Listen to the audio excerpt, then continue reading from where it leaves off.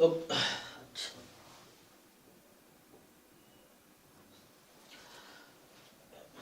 ठीक है, तो कंटिन्यू करते हैं। तो हमने लास्ट क्लास में क्या किया था, 2011-12 है ना, इसका डिस्कशन किया था। कुछ डाउट है, ट्राई किया आप लोगों ने या आगे डिस्कस करें? 2000 क्या 9-10 है ना, 11-12 तो हो गया ना, 9-10 तो डाउट है तो बताओ, नहीं तो फिर आगे बढ़ेंगे। तो अगर वापस इधर देखें,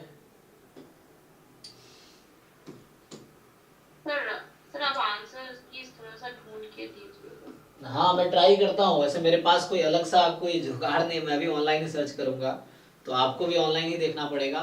और इसमें अगर मान लो आंसर की नहीं भी है तो क्या दिक्कत है, आपको खुद पे भरोसा होना चाहिए, ये चीज है ना। सर ऑनलाइन नहीं मिल रहा है सर, 2008 2009। हाँ नहीं होगा एक्चुअली, से मिल नहीं रहा होगा ना, क्योंकि ये जो 2008-9 का एग्जाम ऑफलाइन होता था और पेन पेपर पे जैसे ऑब्जेक्टिव है, लेकिन वही वो जैसे बबल करते हैं ना, ये जो बबल करने वाला सिस्टम था, सर्कल को डार्क करना, तो वो वाला एग्जाम उस तरह से होगा। तो उसमें एक्चुअली आंसर की ऑफिशियल आंसर रिलीज नहीं हुआ, तो उस समय दूसरी बात ये भी है कि उस समय इंटरनेट इतना वो नहीं था। इंटरनेट तो अभी बाद में 2010 के बाद इंटरनेट का समय आया है, तो अब सारी चीजें ऑनलाइन होने लगी हैं। तो 2010 से पहले के जो पेपर्स हैं, आंसर की मुश्किल, जैम का भी नहीं होगा, देखिए आप ऑफिशियल आंसर की गिट का भी नहीं है, क्योंकि उससे पहले इंटरनेट उतना था ही नहीं। अब क्या है, कोई भी एग्जाम होता है तो एग्जाम की पर्टिकुलर वेबसाइट बनती है, उस वेबसाइट पे अपडेट आते हैं। उस समय कोई वेबसाइट नहीं होती थी, है ना। पहला गेट उनका वेबसाइट जो मुझे लगता है बना होगा 14-15 के बाद ही बनना शुरू हुआ है, 2015 के बाद ही ये है, उससे पहले नहीं होगा। तो इसलिए नहीं, अगर नहीं होगा तो नहीं मिलेगा, क्योंकि मैं भी कहाँ से ढूंढ के दूंगा। अगर ऑनलाइन होगा तभी दे पाएंगे, नहीं तो कोई दूसरा, मेरे पास कोई दूसरा रास्ता नहीं है, जो रास्ता आपके पास वही मेरे पास भी। तो ये अगर नहीं है तो कोई दिक्कत नहीं, आप खुद पे सॉल्व कीजिए, डिस्कस कीजिए ग्रुप में, और 2-3 लोग अपना आंसर की बना कर दे दो, मैच कर लेंगे लोग, ये भी कर सकते हो ना। मान लो 10 बच्चा सॉल्व कर रहा है, तो अपना आप क्वेश्चन नंबर आंसर की क्वेश्चन लिख के पोस्ट करो ग्रुप में, सब लोग अपना अपना फिर मैच करो, कहाँ जिसके अलग हो रहे होंगे आप डिस्कशन करो कि क्या अलग है, क्यों गलत आ रहा है। तो आप ऐसा कर सकते हैं, दूसरे आप अपना आंसर की बनाओ, आपका जो आंसर है वो बनाओ, दूसरा उसका बनाएगा question number, same question number का, फिर आप मैच करो कि सेम है कि नहीं, जिसका अलग है आप खुद डिस्कस करो या मुझसे डिस्कस करो, ये चीज़ है। तो खुद में आप ऐसा कर सकते हैं। चलिए 2009 का हम डिस्कस करते हैं पहले, फिर 10 का करेंगे। तो अभी तक हम लोगों ने 2000 कल 12 है ना, 2011 से 2023 तक का गेट वीआईक्यू डिस्कस कर चुके हैं। तो अभी हम लोग गेट मैथमेटिक्स के क्वेश्चन कर रहे हैं, क्योंकि गेट स्टैटिस्टिक्स 2019 में स्टार्ट हुआ था।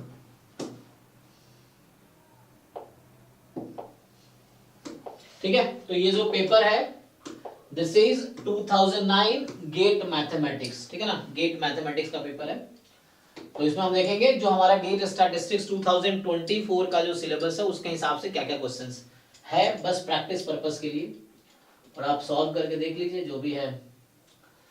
जैसे पहला क्वेश्चन ये है कि the dimension of the vector space में क्या है, सेट ऑफ मैट्रिसेस ए जहां ए आई जे बराबर minus a j i, a i j is equal to minus a j i, तो इसको क्या बोलते हैं, कौन सी मैट्रिक्स है, स्क्यू सिमेट्रिक। अब स्क्यू सिमेट्रिक मैट्रिक्स का डायमेंशन क्या होता है, तो n cross n skew symmetric है, पहले तो डायगोनल पे सारे जीरो हो गए, अब जो इधर आएगा वही इधर आएगा, तो हमें बस ये डिसाइड करना कितने नंबर ऑफ अननोन्स हैं, कितने वेरिएबल चाहिए मुझे, कितने वैल्यू चाहिए एक मैट्रिक्स को स्पेसिफाई करने के लिए, मैट्रिक्स बनाने के लिए।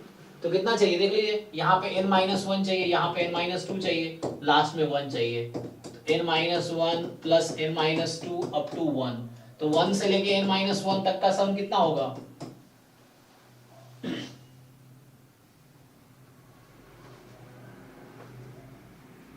बताओ भाई। लेकिन क्या है dimension of the vector space this, okay, हाँ ए आई जे बराबर माइनस है, स्क्यू सिमेट्रिक, डायगोनल जीरो है, हाँ उधर जो आएगा वो इधर आएगा।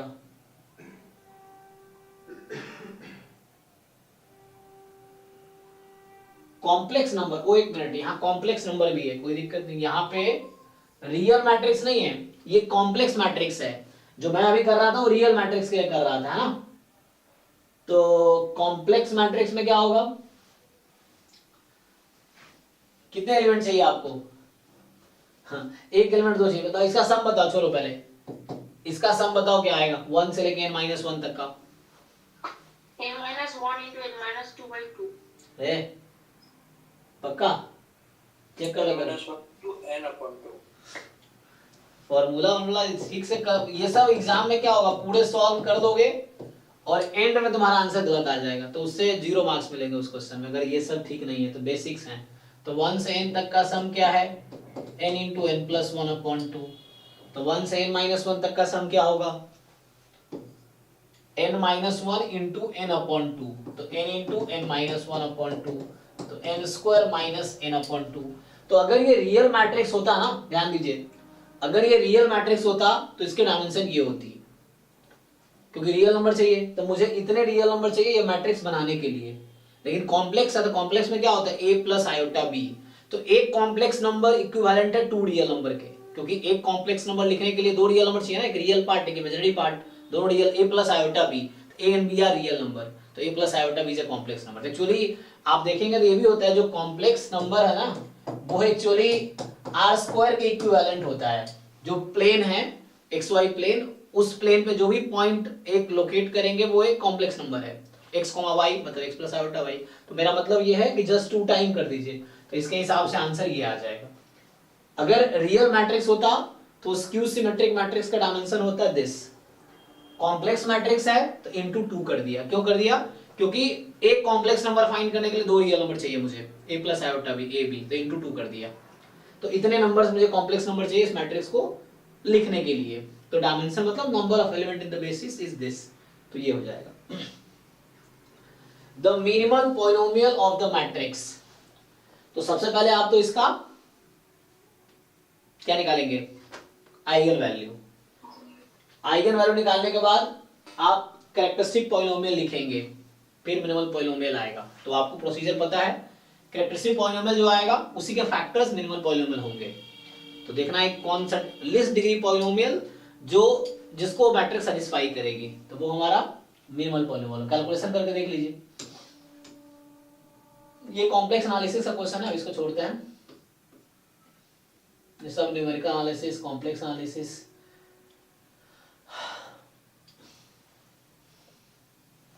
ये सब न्यूमेरिकल का ही है। F1 2 3 4 ये न्यूमेरिकल में पता नहीं सर क्या मीनिंग है, न्यूमेरिकल का मुझे लग रहा है, छोड़ दो ये सब। तो हमें अपने काम का क्वेश्चन देखना है। ये सब इंटीग्रल इक्वेशंस ये सब नहीं है हमारे सिलेबस में, लेवेक मेजर भी नहीं है, ये सब इंटीग्रल ये सब नहीं है, field ring, principal ideal domain, ये हमारे सिलेबस का है ना 16 नंबर। EF FGH pairwise independent है। पेयर वाइज इंडिपेंडेंट मतलब 2 का इंटरसेक्शन बराबर प्रोडक्ट ऑफ 2 प्रोबेबिलिटी में। अच्छा, FGH तीनों की प्रोबेबिलिटी पता है, और यहां से तीनों के इंटरसेक्शन की प्रोबेबिलिटी मिल जाएगी ना, probability of F intersection G, G intersection H, H intersection F, तीनों आ जाएगा यहां से क्योंकि पता है, और ये भी दे रखा है। तो प्रोबेबिलिटी एटलीस्ट 1 इवेंट अगर, आसान है ना। तो F union G union H, just formula लिखिए और सारी इंफॉर्मेशन पता है क्वेश्चन में।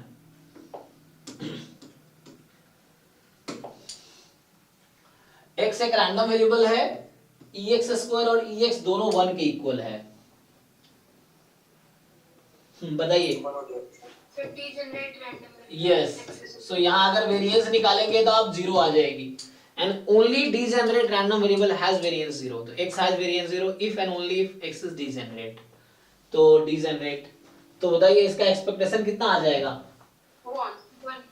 एक मिनट, 1 कैसे हो जाएगा, रुको, डिजेनरेट किस पे है ये? हाँ अच्छा एक मिनट, ये डिजेनरेट किस 1 पे है? ओके ओके ठीक है मेरे, हाँ तो ये डिजेनरेट है 1 पे है ना, तो डिजेनरेट है 1 पे, तो यहाँ से हर बार सेम ही रहेगा चाहे पावर कुछ भी ले लो, ठीक है। डिजेनरेट एट 1, तो 1 स्क्वायर, कोई भी स्क्वायर लो, ओके। तो डिजेनरेट का कोई भी पावर डिजेनरेट ही रहेगा, बर्नौली का कोई भी पावर बर्नौली ही रहता है, ये चीज है। For which of the following distribution the weak law of large number does not hold, किसमें मीन एग्जिस्ट नहीं करता है, ठीक है ना, तो this is the correct answer, not hold कह रहा है, तो मीन एग्जिस्ट, इन सब में मीन एग्जिस्ट करेगा, इसका मीन एग्जिस्ट नहीं करता है।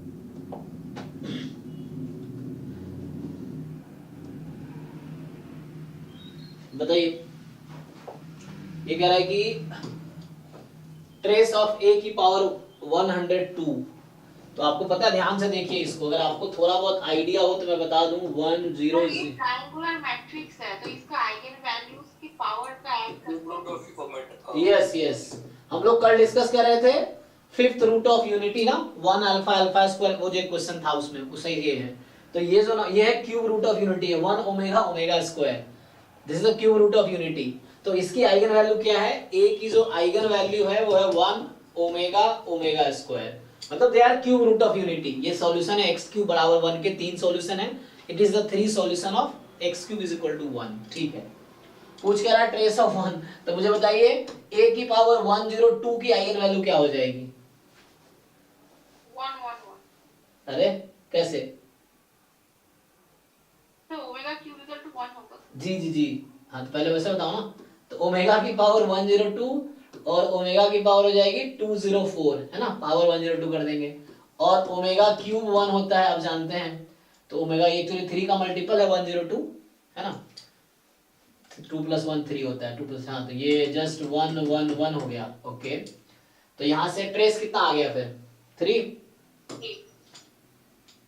ओके। इनमें से कौन सा मैट्रिक्स डायगोनलाइजेबल नहीं है, अब सिंपल यहाँ पे जो कोई बच्चा सॉल्व कर रहा होगा तो उसके मन में पहला क्वेश्चन ये आएगा ना कि डायगोनलाइजेबल होता क्या है, जिसको नहीं पता है तो पहला मन में क्वेश्चन ये आएगा कि होता क्या है, फिर उसके हिसाब से डिसाइड करेंगे। चलिए, तो डेफिनेशन तो हमने देखा था कि देयर एग्जिस्ट P इस तरीके से कि डिटरमिनेंट P नॉन जीरो हो और P inverse AP diagonal matrix हो जाए, तो ये डेफिनेशन हमने यूज किया था। थ्योरम्स के लिए दूसरा थ्योरम ये है कि अलजेब्रिक मल्टीप्लिसिटी और ज्योमेट्रिक मल्टीप्लिसिटी इक्वल, मतलब आइगन वैल्यू लैम्डा जितनी बार आ रही है उसके करस्पॉन्डिंग उतने लीनियरली इंडिपेंडेंट आइगन वेक्टर भी मिलने चाहिए, तब जाके डायगोनलाइजेबल होगा। Sir real symmetric matrix diagonalisable होते हैं, तो पहला वाला सिमेट्रिक मैट्रिक्स, सिमेट्रिक हमेशा डायगोनलाइजेबल होगा, यस,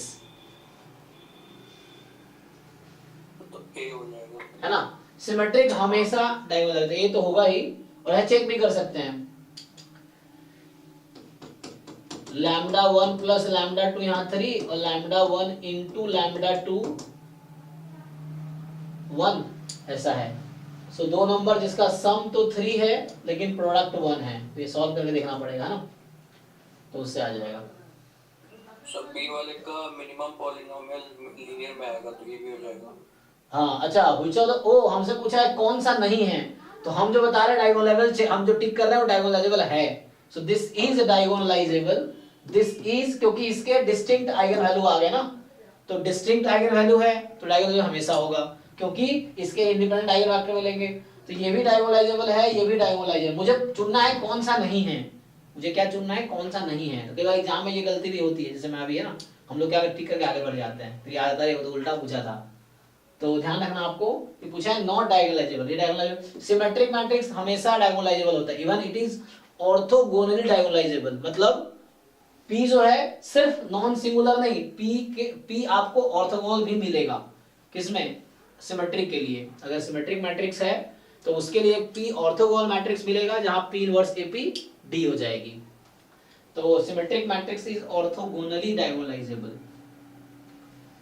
यहां से कीजिए, तो इसका आपको देखना पड़ेगा, तो इसकी आइगन वैल्यू क्या आएगी, तो इसमें चेक करने की जरूरत नहीं है क्योंकि ये सिमेट्रिक है तो होगा ही डायगोनलाइजेबल। यहाँ डिस्टिंक्ट आइगन वैल्यू है तो होगा ही डायगोनलाइजेबल, थ्योरम से डायरेक्टली कि symmetric matrix are diagonalisable, matrices with distinct eigen value are diagonalisable, ये थ्योरम्स हैं, प्रूफ देख सकते हैं कैसे आया है। तो ये दोनों डायगोनलाइजेबल है ही, इसकी बात करनी है, तो इसका जो ट्रेस है वो 0 है, और डिटर्मिनेंट है वो 1 आएगा। तो बताइए 2 नंबर इसका प्रोडक्ट 1 है और सम 0 हो जा रहा है, कौन सा नंबर है? Plus minus iota. ओके, तो लैम्डा 1 लैम्डा 2, तो एक आयोटा है एक माइनस आयोटा है, प्रोडक्ट करेंगे तो 1 आ जाएगी, सम 0 आ जाएगी। तो डिस्टिंक्ट आइगन वैल्यू आ गई, तो ये भी डायगोनलाइजेबल हो जाएगा। तो ये नहीं है डायगोनलाइजेबल, ये करेक्ट ऑप्शन होगा। कैसे चेक कीजिए, इसकी दोनों आइगन वैल्यू 1 है। मैं आपको दिखाता हूं करके कि डायगोनल क्यों नहीं है। तो थ्योरम क्या कहता है कि इसके पास आइगन वैल्यू 1 है, मतलब 1 is eigen value with multiplicity 2, algebraic multiplicity बोलते हैं उसको। तो मुझे इसकी ज्योमेट्रिक मल्टीप्लिसिटी निकालनी है, तो मैं इसके करस्पॉन्डिंग आइगन वेक्टर निकालूंगा। और अगर 2 लिनियरली इंडिपेंडेंट आइगन वेक्टर आ गया तो डायगोनलाइजेबल होगा, लेकिन ऐसा होगा नहीं। यहाँ पे चेक करते हैं, देखिए। तो ये मेरा ए है, तो आइगन वैल्यू तो मिल ही चुका है लैम्डा, तो मैं क्या करूंगा, a minus lambda I times v is equal to 0। तो a माइनस आई कर देंगे तो 0 1 0 0 हो जाएगा। v है मान लीजिए v1 v2 is equal to 0, multiply कीजिए, यहाँ से क्या हो गया, जब आप मल्टीप्लाई करेंगे तो v2 बराबर 0 आ गया, है ना, ये बनेगा 0 बराबर 0। तो v2 बराबर 0, तो जो v मैंने लिया था वो क्या लिया था, v1 v2, और मुझे क्या मिला, v2 बराबर 0, तो v1 0, तो v1 कॉमन लेंगे 1 0, तो ये आइगन वेक्टर आया 1 0। तो सिर्फ एक ही लिनियरली इंडिपेंडेंट आइगन वेक्टर आ रहा है, तो इसलिए बोलूंगा मैं कि ज्योमेट्रिक मल्टीप्लिसिटी इसकी 1 है, अलजेब्रिक मल्टीप्लिसिटी 2 थी, they are distinct and that's why it is not diagonalisable. ठीक है, अगर दो डिस्टिंक्ट आइगन वैल्यू, मान लो यहाँ से 0 नहीं आता है ना, जैसे आया था 0 बराबर 0, फॉर एग्जांपल ये 0 मैट्रिक्स बन जाता। एग्जांपल के लिए बता दूं आपको मैं कि 1 0 0 1 ये मैट्रिक्स डायगोनलाइजेबल है, आप चेक कर सकते हैं। क्यों है, क्योंकि वहां दोनों 0 आ जाएगा, वहां कुछ आएगा ना, 0 बराबर 0 आ जाएगा, तो 0 बराबर 0 आ जाएगा इस केस में। तो इस केस में आइगन वेक्टर आपको ऐसा मिलेगा v1 v2, इसका मतलब v1 1 0 v2 0 1। तो दिस मैट्रिक्स, इसके पास भी दो आइगन वैल्यू है 1 1, मतलब हालांकि 1 एक ही आइगन वैल्यू है जिसकी मल्टीप्लिसिटी 2 है, तो इसके corresponding 2 linearly independent eigen vector मिलेगा आपको। This is diagonalisable but this is not diagonalisable. क्यों, रीजन आपको समझ आ रहा होगा यहाँ पे, क्योंकि उस वाले केस में 1 की अलजेब्रिक मल्टीप्लिसिटी 2 है और ज्योमेट्रिक मल्टीप्लिसिटी भी 2 आएगी। यहाँ पे अलजेब्रिक मल्टीप्लिसिटी 2 है, ज्योमेट्रिक मल्टीप्लिसिटी 1 है, तो वो डायगोनलाइजेबल इसलिए नहीं है।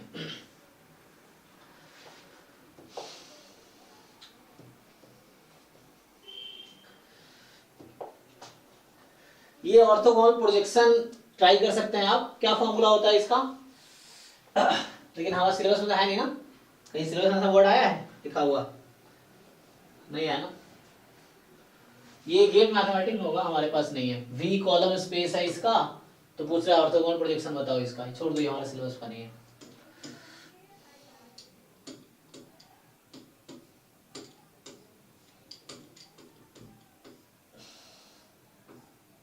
ये कर सकते हैं आप लोग इजीली। तो ये तो सिंपल है, आपको ये दे रखा है रीजन जिस पे इंटीग्रेट करना है, तो आसान है। तो अभी देखो प्रॉब्लम ये है, अभी अगर इंटीग्रेट करोगे तो कर तो सकते हैं ना, क्योंकि e की पावर -x e की पावर -y, तो x के रिस्पेक्ट में आसान है इंटीग्रेट करना, हो जाएगा। जस्ट x की लिमिट लेंगे तो 0 से y, और y की लिमिट लेंगे 0 से इंफिनिटी, बस कैलकुलेट करके देख लो।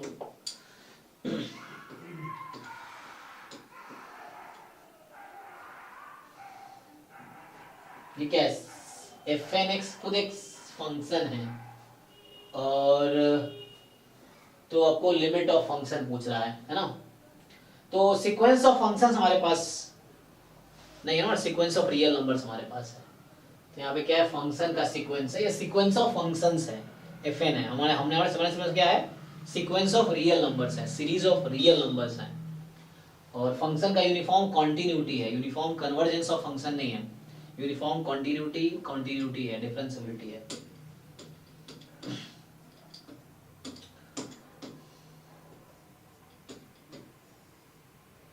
ये लीजिए, तो ये हमारे सिलेबस का है 41। x कोई non negative integer valued random variable है, ex² 3 है, ex 1 है, तो पूछ रहा है ये किसके इक्वल आएगा। नहीं, इसको ब्रेक करना पड़ेगा ठीक से आपको। यहाँ सपोर्ट क्या है, x नॉन नेगेटिव है 0 1 2 डॉट डॉट डॉट, और i इसने नॉन नेगेटिव मतलब क्या, पॉजिटिव या 0, तो ये है। और यहाँ आई 1 से स्टार्ट किया है इसने। हाँ 0 से करेगा तो बात बराबर ही है, अगर ये 0 से भी करेगा तो क्या ही दिक्कत होगा, क्योंकि 0 पे तो 0 ही हो जाना है। तो i into x more than equal to I.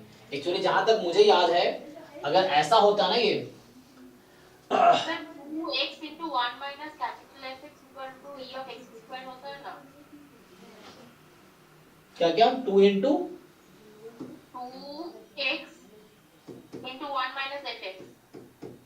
F x क्या पीडीएफ हाँ सीडीएफ, अच्छा ये नहीं CDF हाँ कैलकुलेटर जी ये सब e of x square होता है। हाँ, तो यहाँ पर e of x square दिया हुआ है, लेकिन ये ना ये डिस्क्रीट है ना, आपको पता है, ध्यान ये रखना होता है कि ये डिस्क्रीट रैंडम वेरिएबल है, तो यहाँ सपोर्ट बहुत सेम ही है होगा। नहीं नहीं वहाँ पर सिर्फ इंटीग्रेशन यूज करते हाँ हैं वो सेम है, सीडीएफ गिवन होगा तब, यहाँ पे सीडीएफ गिवन नहीं है। ये एक्चुअली इसको आप लिखेंगे तो ऐसा आएगा i into probability x more than i from 1 से इंफिनिटी या 0 से इंफिनिटी। तो अब ये चेक कीजिए, ये इक्वल आएगा, बट यहाँ प्रॉब्लम पता क्या हुआ है कि x बराबर i लगा रखा है, इक्वलिटी भी लगा रखा है, तो इक्वलिटी को थोड़ा सा ब्रेक करना पड़ेगा हमें, ये हमें पता है, मैं प्रूव करके दिखाता हूँ आपको। तो जैसे ex आप लिखते हैं तो क्या मतलब है, summation probability at x integer valued है तो 0 से इंफिनिटी, इसको खोलिए जरा, तो पहला टर्म 0, दूसरा 1 into probability at 1, 2 into probability at 2, 3 into probability at 3 and so on. अब देखिए ध्यान से, तो मैं क्या कर सकता हूं, तो मैं शॉर्ट में ऐसे लिख देता हूं, तो यहां आ जाएगा प्रोबेबिलिटी, अच्छा आई नहीं, वहां पे आई नहीं होगा, ये विदाउट आई, ओ ये जस्ट विदाउट आई, ये ex विदाउट आई आएगा, तो ये कुछ और होगा, आई टाइम कुछ और होगा। देखिए तो यहां से क्या मैं इसको लिख सकता हूं, रुको रुको रुको आराम से रुको, अभी देखते हैं।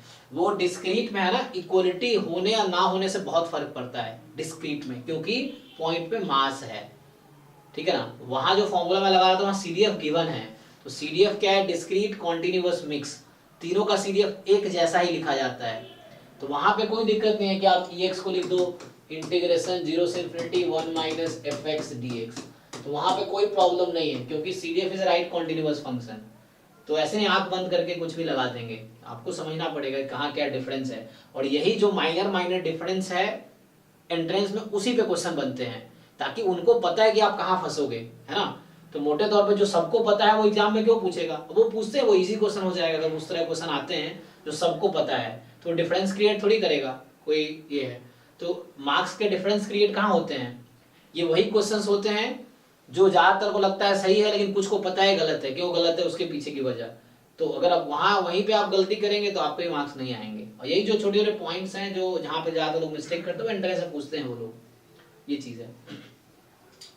आप अपने हिसाब से सॉल्व करके देखो, आंसर आ रहा है, जैसे आप मुझे जो बता रहे हो, हिंट दे रहे हो, वो आप खुद सॉल्व करके देखो और बताओ क्या आंसर आ रहा है। उससे आंसर नहीं आएगा आपका, लेकिन आप ऐसे ही बिना मतलब बता रहे हो मुझे, आप जैसे आपको लगता है कुछ सही है तो सॉल्व करके एग्जैक्ट आंसर बताओ, अगर आंसर मैच करा फिर आप मुझे समझाओ कि सर मैं ऐसे ऐसे किया और ये सही है, ये चीज है। कोई गलत अप्रोच बताने से क्या ही फायदा है, जो आप बता रहे हो उससे सॉल्व करो, और आंसर आ रहा है तो आपका अप्रोच सही है ना, ये चीजें हैं। तो यहां से देखो ध्यान से, x मोर देन 1, अभी x मोर देन 1 में क्या क्या हो गया, चलो मोर देन इक्वल टू 1, तो यहां से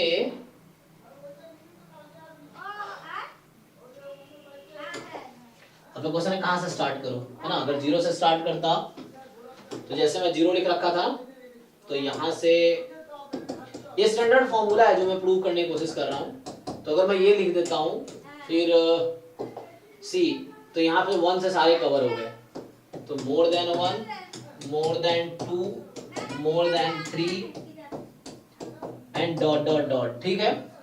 तो ये क्या आप कन्विंस्ड हैं ये जो लिखा है मैंने ये सही है, चेक कीजिए। देखिए ये लिखने का मतलब है कि x की वैल्यू 1 2 3 4, तो एक एक टर्म सब में से यहाँ ऐड हो गया, तो ये वाला काम चला गया इधर, अब यहाँ एक बचा हुआ है, तो वो एक एक टर्म क्या किया मैंने, 1 टर्म फ्रॉम हेयर, इसमें 2 है, 2 टाइम है ना, तो वन टर्म फ्रॉम में वन टर्म है, एक एक टर्म सब में से आप एक साथ लिख दो तो ये आ गया। फिर यहाँ क्या हुआ, 2 से स्टार्ट हो रहा है x, तो x 2 से स्टार्ट हो रहा है, 2 3 4 5 6। तो यहाँ से मैं ये बनाना चाह रहा हूँ कि this is summation probability x more than i from 0 to infinity, मैं इस तरह लिख रहा हूँ। इसी को मैं ऐसा लिख सकता हूँ कि probability x more than equal to i from 1 to infinity. अब चेक कीजिए,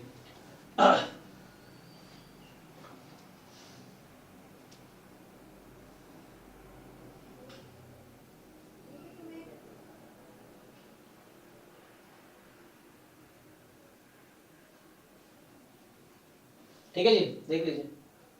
तो यहाँ जब आप 1 रखेंगे तो मोर देन इक्वल टू 1, तो 1 से सारे टर्म आ गए, फिर 2 से आ गए, फिर 3 से आ गए, तो ये या ये लिख सकते हैं। तो यहाँ मैं प्रूफ करने की ये कोशिश कर रहा था कि जब x इंटीजर वैल्यूड है 0 1 2 डॉट डॉट डॉट ये जो है, तो इस केस में आपका ये फॉर्मूला है।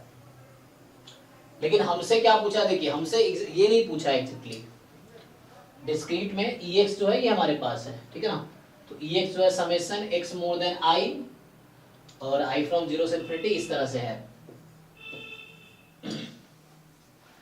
तो यहाँ i 0 से स्टार्ट हो रहा है, ठीक है, ध्यान से देना, यहाँ i 1 से स्टार्ट हो रहा है, इक्वलिटी लगा हुआ है। अब हमसे क्या पूछा है, सो हमसे पूछा गया है वहां पे, देखिए अब तो ये रैक नहीं बन रहा ना, तो उसको हमें डिराइव करना पड़ेगा। तो डिराइव करेंगे तो इसका फॉर्मूला डायरेक्ट भी है। तो यहाँ मैं लिखा था 0 से इंफिनिटी, आई नहीं होगा, ये हो जाएगा। अब यहाँ ऐसा पूछा है आई फ्रॉम 0 से इंफिनिटी, अच्छा इन्होंने 1 से जैसे लिया है, एक मिनट मैं डिफरेंस नहीं लिखूंगा ना, 1 से स्टार्ट किया ना, 1 से लिखते हैं, तो 1 से इंफिनिटी, ठीक है।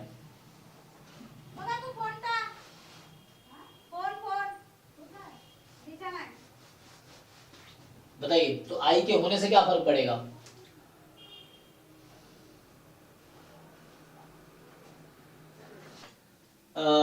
सी इजी है ना, F0 दे रखा है, F1 दे रखा है, H0 में F0 F1 है, और आपसे पूछ रहा है कि power of the most powerful test क्या होगा। तो जस्ट क्रिटिकल रीजन निकाल लो, लाइक्लीहुड रेशियो टेस्ट लगा this upon this less than equal to k, critical region आ जाएगी, क्रिटिकल रीजन से अल्फा दे रखा है, k आ जाएगी, और k से फिर पावर आ जाएगा। ये इजी क्वेश्चन है। यहाँ पे आपके पास xy इंडिपेंडेंट यूनिफॉर्म 0 1 है, तो ये भी इजी है, ग्राफ बनाओ जैसे 0 1 0 1 ये है। अब इस रीजन में आप, ये सैंपल स्पेस है आपका, इस रीजन में इसका ग्राफ बनाओ और इस पे इंटीग्रेट करो, डबल इंटीग्रेशन जॉइंट पीडीएफ, तो उससे आ जाएगा, ठीक है ना। इजी है, ये भी जस्ट कैलकुलेशन है इसमें, और कुछ खास नहीं है। तो आप सॉल्व करके आओ, कल जो क्वेश्चन रह जाएगा वो मैं सॉल्व करूंगा, बट आपको ट्राई करके आना है।